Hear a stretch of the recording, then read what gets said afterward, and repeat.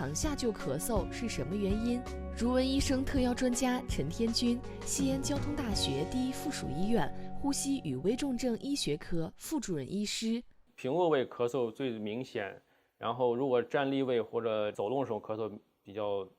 减少的话，这种情况我们